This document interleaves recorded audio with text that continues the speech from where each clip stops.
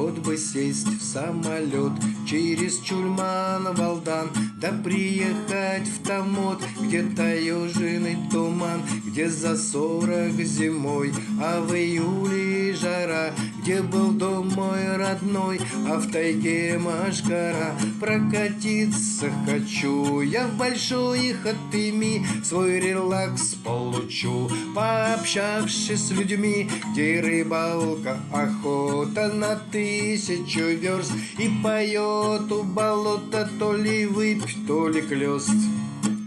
Прогуляюсь с позаранку я со свежей головой на Илькомскую полянку с изумрудною травой, где черемуха с рябиной источают аромат, где у сопки над вершиной изумительный закат. За Алданом рекой сопка есть высока, там и спуск есть крутой под названием Щека. Мы на санках зимой проносились стрелой на горе по щеке и в сугроб головой. Мы ходили в поход с рюкзаком за спиной, где умелый народ, потому что лесной, где шалаш из лап ели. Мы в круг у костра под гитару мы пели всю ночь до утра. Там за школой на поляне приземлялся вертолет. Мы геолога встречали, и махал рукой пилот. Бородатые мужчины, все суровые на вид, а им кулеш из оленины подавал якутский гид. Образцы в камералку мешками несут, а потом сразу в баньку с напитками прут. Не заменит палатка домашний уют, у костра нам не сладко, зато дома нас ждут.